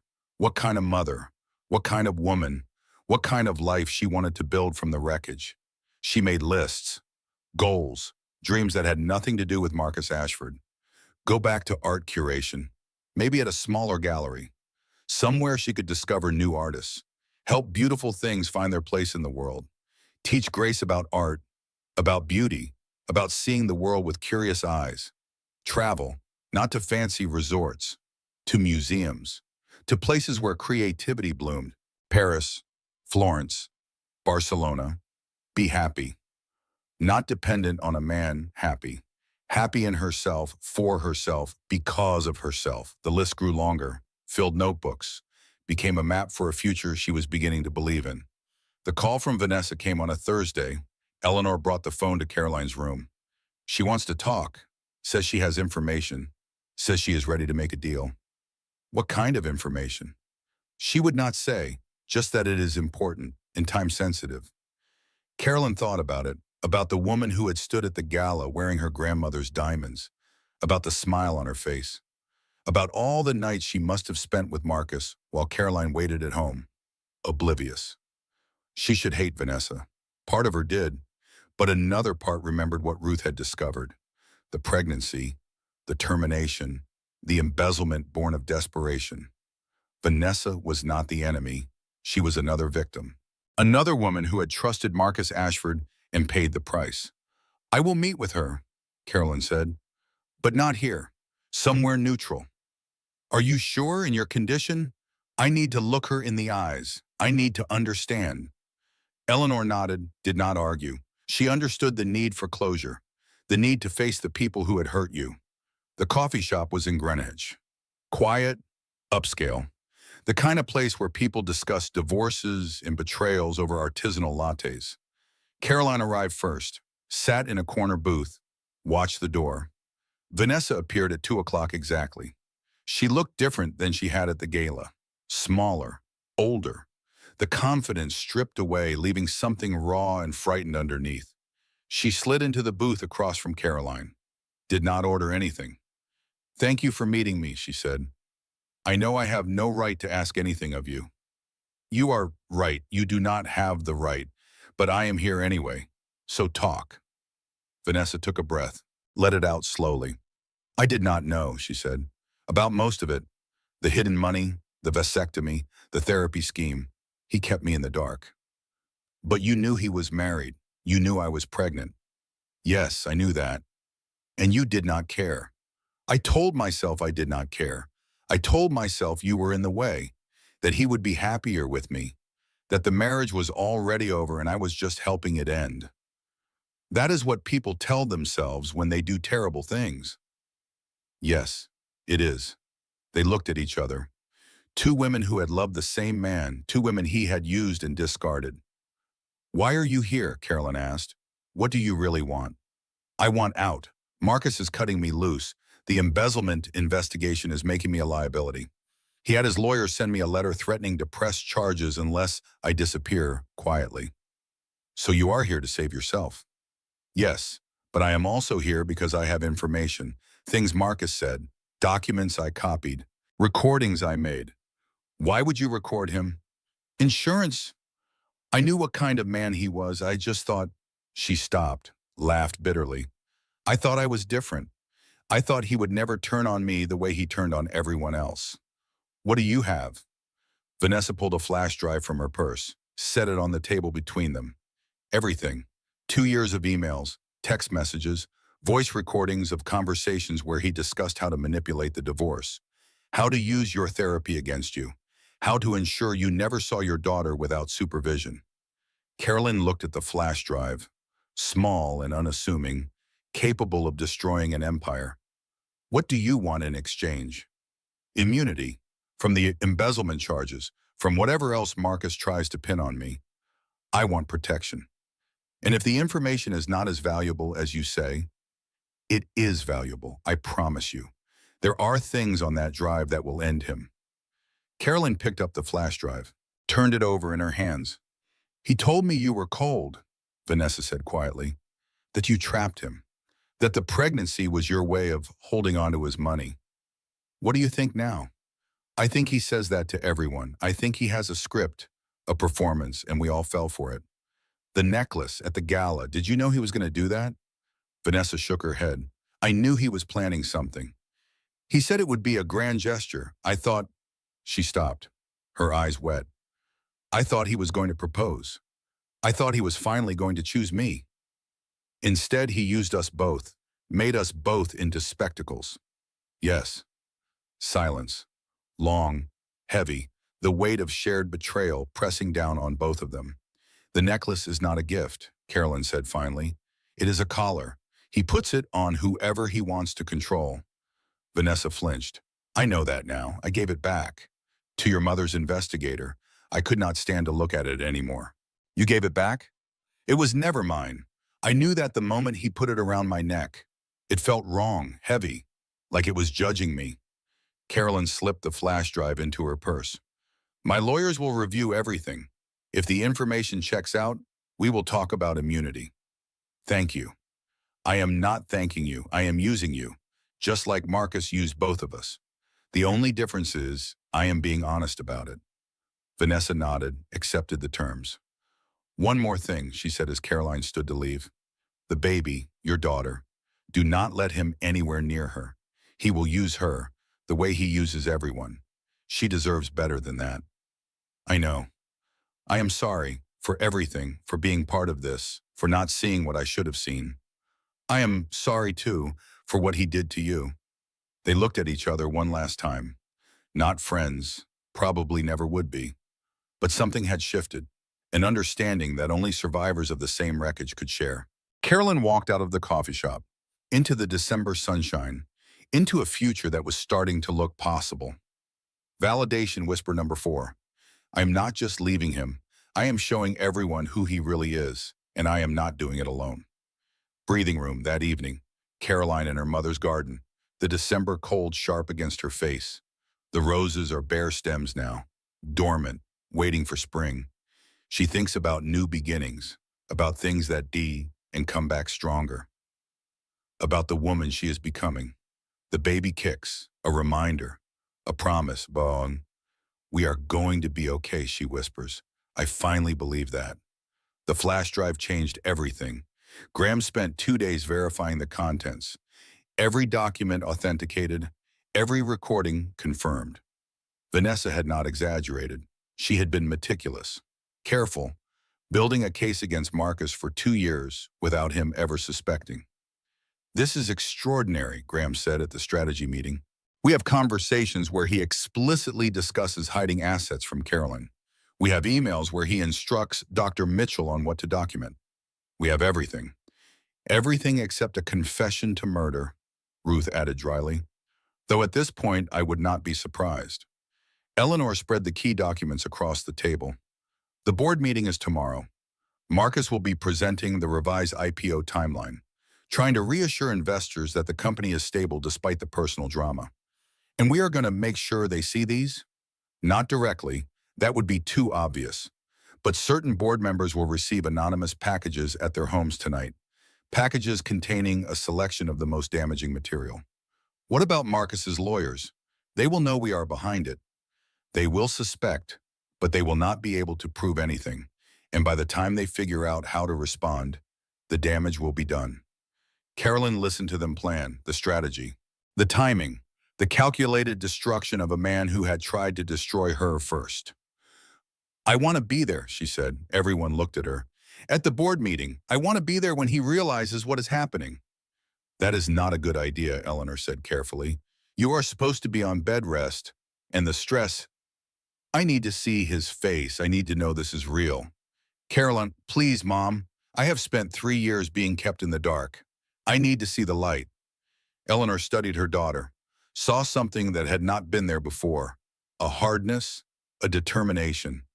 Fine, but you stay in the car with Ruth. You watch through the security feed we have access to. You do not go inside. Agreed. And if your blood pressure goes up even slightly, we leave immediately. Agreed. The board meeting was at the Ashford Technologies headquarters, a glass tower in downtown Hartford, Marcus's monument to his own success. Caroline sat in Ruth's car across the street, a laptop open on her knees, the security feed streaming in real time. She watched Marcus enter the building, confident, smiling, shaking hands with board members. The performance of a man who believed he had won. She watched him walk into the conference room, take his seat at the head of the table, spread his materials in front of him. She watched the board members file in, several of them carrying thick envelopes, the anonymous packages that had arrived at their homes that morning. She watched Marcus notice the envelopes, watched his smile flicker, just slightly, just for a moment. Then the meeting began. For the first 20 minutes, everything proceeded normally. Financial projections, market analysis, the revised IPO timeline. Then Preston Ashford stood up, Marcus's father, the family patriarch, the man who had built the company that Marcus now ran. Before we continue, Preston, I believe we need to address some concerns that have been raised. Marcus's face went still. What concerns? Several board members received materials this morning, disturbing materials, regarding financial irregularities and personal conduct. I do not know what you are talking about. Then perhaps you can explain this. Preston held up a document. A shell company in Delaware, registered in your nephew's name, holding approximately $12 million in assets that are not reflected in any company records. Silence. Absolute silence. Marcus recovered quickly. That is a personal matter, unrelated to the company. Everything is related to the company when you are the CEO, and there is more. Preston held up another document. Voice recordings, conversations where you discuss hiding assets from your wife, manipulating her therapy, using your unborn child as leverage in a custody dispute. The color drained from Marcus's face. Caroline watched it happen, watched the mask slip, watched the real Marcus emerge from behind the performance. Those recordings are illegal. They were obtained without my consent. They were obtained by your mistress, who apparently did not trust you any more than your wife does. The board members were looking at each other, whispering, the carefully constructed image of Marcus Ashford crumbling in real time. This is a personal matter, Marcus repeated, his voice higher now, desperate. It has nothing to do with the IPO or the future of this company. It has everything to do with the company, another board member said. You have been using company resources for personal enrichment. You have created liability through your conduct. Investors are already asking questions. I can explain. You have explained enough. Preston's voice was cold. Final. The board is calling an emergency session to discuss your continued role as CEO. You cannot do this. This is my company. I built it. You built it with other people's money, and those people are losing confidence rapidly. The meeting devolved into chaos. Board members arguing, lawyers being summoned, Marcus trying to regain control and failing. Carolyn watched all of it, every moment, every word. And when Marcus finally stormed out of the conference room, his face twisted with rage, she felt something she had not expected. Not triumph, not satisfaction, just a profound, bone-deep relief. It was finally over. The pretending, the hiding, the waiting for the other shoe to drop. The truth was out, and the truth was setting her free. The fallout was immediate and devastating. Within hours, the news had leaked. Financial outlets reporting on the emergency board meeting. Speculation about Marcus's future. Ashford Technologies stock dropping in pre-market trading. Within days, Marcus was removed from his position as CEO. The IPO was postponed indefinitely. The board announced an internal investigation into financial misconduct. Within a week, the divorce filing hit the courts. Eleanor moved with precision. Every document, every piece of evidence, a case so overwhelming that Marcus's lawyers could barely respond. But Marcus did not go quietly. He never would. He showed up at Eleanor's house on a Saturday morning, unannounced, unhinged. Caroline was in the living room when she heard the car pull up. The door slam, the pounding footsteps on the porch. I know you are in there. Marcus's voice was ragged, desperate. I know what you did. Eleanor appeared from the study, her face calm, her phone already in her hand. Do not open the door, she said quietly. I am calling the police. But Caroline was already moving, already walking toward the entrance. Something had shifted inside her, some final piece of fear breaking loose. She opened the door. Marcus stood there, unshaved, wild-eyed, his expensive suit wrinkled and stained. You destroyed everything, he said. My company, my reputation, everything I built. You destroyed it yourself. I just turned on the lights. He stepped closer, his hands clenched into fists. For a moment, Caroline felt a flash of the old fear, the instinct to shrink, to apologize, to make herself small. Then she remembered who she was now, who she was becoming. I spent 3 years making myself small for you, she said, her voice steady, strong. 3 years apologizing for existing. 3 years believing I was lucky to have someone like you. You were lucky. You had everything. I had nothing. I had a prison cell with a nice view, and I did not even know I was locked up. You will regret this. I will make sure you regret this for the rest of your life. No, I will not. For the first time in 3 years, I have nothing to regret. She started to close the door. He grabbed it, held it open. We are not finished. Yes, Marcus, we are. And then Diane appeared behind Caroline, and Eleanor and Ruth, who had been watching from her car. 4 women, standing together, blocking the door. Leave, Eleanor said. Her voice carried the weight of 30 years of destroying men like him. Now, before the police arrive. Marcus looked at them, at the wall of women he could not break through, at the end of everything he thought he owned. Then he turned and walked away, got in his car, drove off into the morning. Caroline closed the door, leaned against it, let out a breath she felt like she had been holding for 3 years. That was incredibly stupid, Eleanor said. I know. And incredibly brave. I know that too. They looked at each other, mother and daughter, survivors. It is almost over, Eleanor said. Just a little longer. I can wait. I have been waiting my whole life without knowing it. Mirror technique moment, Caroline at the door, looking Marcus in the eyes, finding nothing there she recognized. Nothing worth mourning. She realizes she has been mourning a man who never existed. A performance. A role he played to get what he wanted. The real Marcus was always this, cold, empty, calculating, and she is finally free of him. Validation whisper number 5. I spent 3 years making myself small for you. I am done shrinking forever. The final settlement meeting took place on a Tuesday in December. Neutral territory, a conference room in a Hartford law firm, glass walls and leather chairs, and the aggressive professionalism of people who billed by the hour. Marcus sat on one side of the table, 5 lawyers flanking him, his face carefully composed, controlled, the mask back in place. But Caroline could see the cracks now, the exhaustion beneath the polish, the desperation behind the confidence. He had lost everything. His company, his reputation, his carefully constructed image. Now he was about to lose what remained.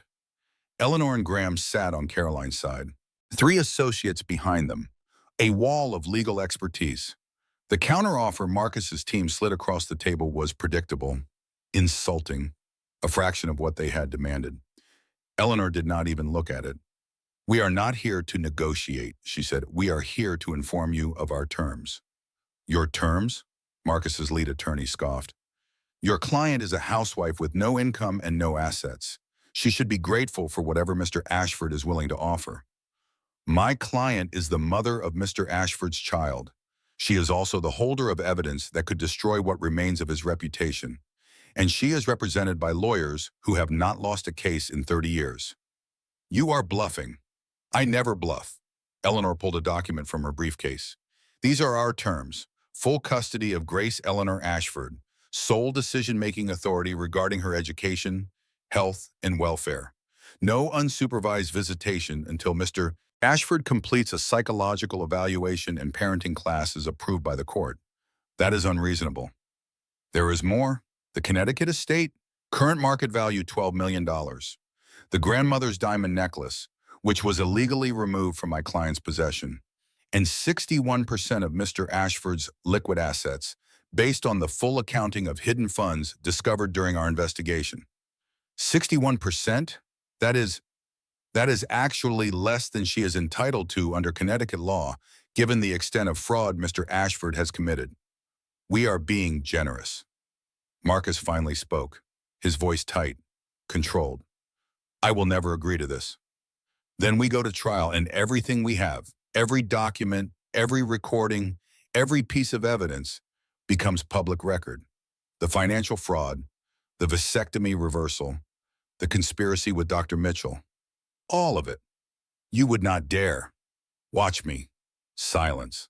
The lawyers whispering to each other. Marcus staring at Eleanor with something like respect, or fear, or both. We need time to consider, his lead attorney said. You have until Friday. After that, we file for trial. The meeting adjourned. No handshakes, no pleasantries, just 2 sides of a war preparing for the final battle. The call came Thursday night. Marcus wanted to talk, alone. Just the 2 of them. Every instinct told Caroline to refuse, to let the lawyers handle it, to stay safe behind the walls of legal protection. But some conversations needed to happen face to face. Some endings required looking the other person in the eyes. She agreed to meet him. At Eleanor's house, with Ruth watching from outside, with her phone recording every word.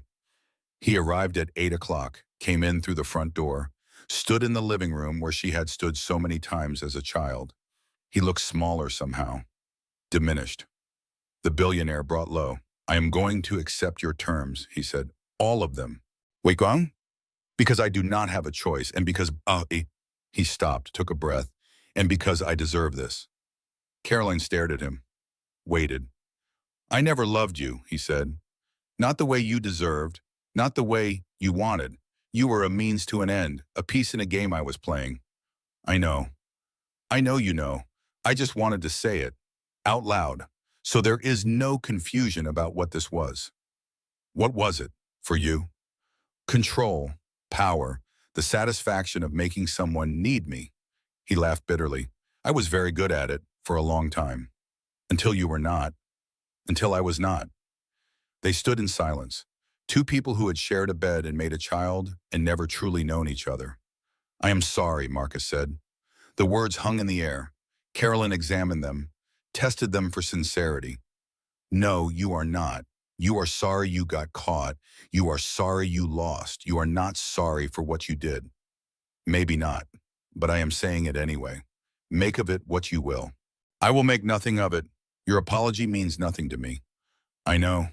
He turned to leave, then stopped, looked back. The baby. Grace. Will I ever see her? Maybe, someday. When you have proven you can be trusted, when you have done the work to become someone worthy of being her father. And if I never do, then you will never see her. Some consequences are permanent. He nodded, accepting it or pretending to accept it. Then he walked out the door, out of her life, out of her future. Carolyn stood in the living room for a long time after he left, processing, feeling, letting go. It was over. Finally, truly over. The papers were signed on Friday. Full custody, the estate, the assets, everything they had demanded. Eleanor brought the documents home, spread them on the kitchen table. Let Caroline look at each one. It is done, Eleanor said. You won. We won. No, you won. I just helped. Caroline picked up the final page. Marcus's signature, shaky, uncertain. The handwriting of a man who had lost everything. I thought I would feel different, she said, triumphant, vindicated, something. What do you feel? Tired, relieved, ready for something new. That is exactly how you should feel. They sat together at the table, mother and daughter, the papers between them like the closing of a chapter. What happens now? Carolyn asked. Now you rest. You have the baby, you heal. And when you are ready, you build a new life. What kind of life? Whatever kind you want, that is the point. You get to choose now. Choose, the word felt foreign. For 3 years, Marcus had made all the choices. Where they lived, how they spent their time, who they saw, what they did. Now it was her turn. I want to go back to art, Caroline said slowly. Curation, finding beautiful things, helping them find their place in the world. Then that is what you will do. And I want to travel with Grace when she is old enough, Paris, Florence, Barcelona. Then that is what you will do. And I want to be happy, really happy, not dependent on someone else happy. Happy in myself. Then that is exactly what you will be. Eleanor reached across the table, took her daughter's hand. I am proud of you, she said, more proud than I have ever been of anything in my life. I could not have done it without you. You would have found a way. You are stronger than you know. Carolyn looked at the documents. At the end of her marriage spread out on her mother's kitchen table. Then she looked at her belly, at the future growing inside her. I think I am finally starting to believe that, she said. Mirror technique moment. The papers on the table. Marcus's signature at the bottom. Proof that it is over. Carolyn traces the signature with her finger. Remembers when that handwriting meant love letters and birthday cards. Remembers believing it meant forever. Now it means freedom. Grace Eleanor Ashford arrived on a Tuesday in January, 3 days after the New Year. A fresh start in every sense. The labor was long. 18 hours of contractions and breathing and moments of panic. Eleanor in the delivery room, Diane holding her hand, Dr. Palmer guiding her through every stage. At 7:32 in the morning, Grace took her first breath, let out her tears, announced herself to a world that had been waiting for her. 7 pounds, 4 ounces, dark hair like her mother, strong lungs that protested being removed from her comfortable home. The nurse placed Grace in Carolyn's arms, warm weight against her chest, small eyes blinking open, tiny fingers curling around nothing. Hello, Carolyn whispered. I have been waiting so long to meet you. Grace made a sound, not quite a cry, not quite a coo, something in between, the beginning of a voice that would one day speak words. She is perfect, Eleanor said. her voice thick with tears. Absolutely perfect. She really is. Carolyn looked at her daughter, at the tiny face that was already the most important thing in the world, at the future that had arrived despite everything trying to prevent it. Grace, she said the name aloud, tasted it, let it settle into her heart. Because that is how we survived. With Grace, it is beautiful, Diane said. She is beautiful. You are beautiful. Everything is beautiful, and I am going to cry forever. They laughed, all of them. Even Grace, who made that noise again and waved her fist at the ceiling. For a moment, everything was simple. Everything was right. A mother and a daughter and the people who loved them. The world outside could wait. The complications, the challenges, the long road of healing that still stretched ahead. Right now, there was only this room, this moment, this new life. 6 months passed. Spring arrived, then summer, the world greening and warming and renewing itself. Caroline sold the Connecticut estate, used the money to buy a smaller house in Westport, 3 bedrooms, a garden that needed work, a kitchen that filled with morning light. She painted the nursery herself, soft yellow walls, white furniture, stars on the ceiling that glowed in the dark. Grace grew. First smiles at 6 weeks, first laughs at 3 months, first attempts at crawling that ended in frustrated cries and then triumph. Every milestone felt like a victory. Every day without Marcus felt like freedom. The grandmother's necklace lived in a safety deposit box, waiting for Grace, for the day when she would be old enough to understand its history, its weight, what it had survived, and what it represented. Eleanor came by every Sunday, brought lunch, played with her granddaughter, watched Caroline slowly become herself again. "You look different," Eleanor said one afternoon. They were in the garden, Grace asleep in her carrier, roses beginning to bloom. "Different how?" "Lighter, like something heavy has been lifted." "Something has, several somethings." "The divorce?" "Partly, but also," Carolyn thought about how to explain it. "I spent so long trying to be what Marcus wanted, what I thought a wife should be. I forgot who I actually was. And now you remember? Now I am figuring it out. Day by day, it is like meeting myself for the first time. That is a good thing." "It is. It really is." They sat in comfortable silence, the kind of silence only people who truly know each other can share. "I have been thinking about going back to work," Carolyn said. "A gallery in town is looking for a curator, part-time, flexible hours." "That sounds perfect. It feels right. I miss art. I miss finding beautiful things and helping people see them." "Then you should do it." "I will, after the summer, when Grace is a little older." The future stretched ahead, not the future she had imagined when she married Marcus. Something different, something better, something that belonged entirely to her. The charity gala was in September. Different city, different venue, different life. Carolyn stood at the entrance in a black dress, simple, elegant, no diamonds. She did not need them anymore. She had not planned to come, had sworn off these events after the humiliation of the last one. But the cause was children's literacy. She had always cared about children's literacy, and she refused to let Marcus take that away too. The ballroom was full of familiar faces, old acquaintances who had witnessed her worst moment, who had gossiped and speculated and made her pain into their entertainment. She walked past them with her head high, found her table, sat down. Diane was already there. Eleanor too. Ruth, who had become something like a friend. Her people, her chosen family. "You look amazing," Diane said. "I feel amazing." "That is even better." The evening passed pleasantly. Good food. Interesting conversations. None of the dread she had expected. Then a man approached the table. Tall, handsome, a confident smile. "I could not help but notice you from across the room," he said. "I am not interested," Caroline said. He blinked, surprised. "I am sorry?" "I said not interested. Whatever line you were about to deliver, whatever charm you think will work, save it for someone else." He retreated, looking confused, wounded.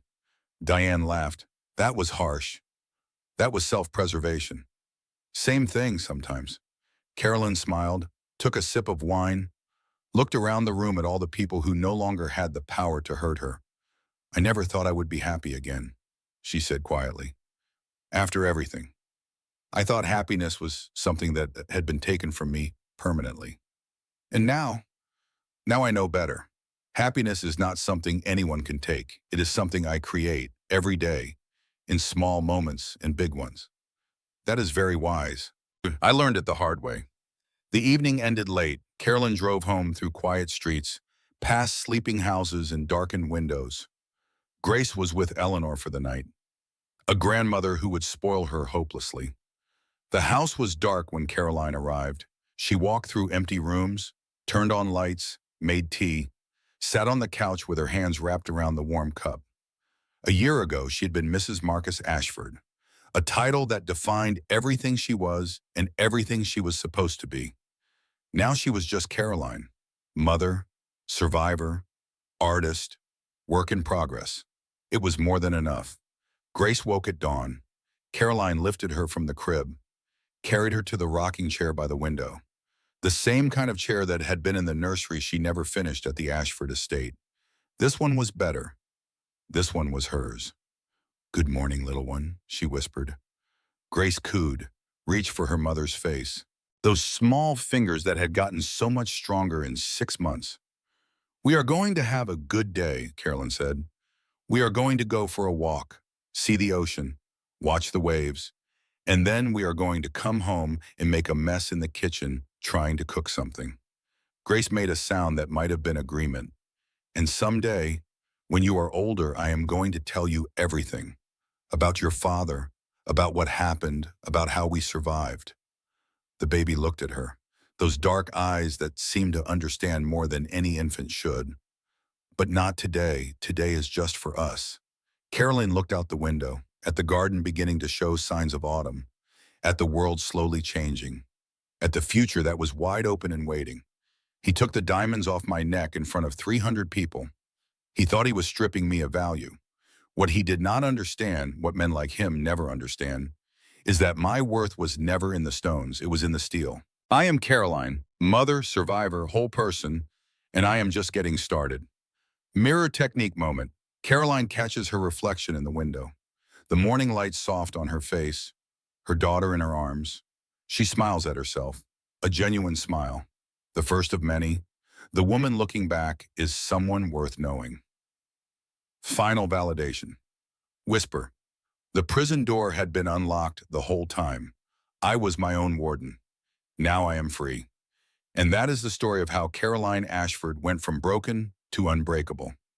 If this story touched your heart, if you felt her pain and cheered for her victory, I would love to hear from you.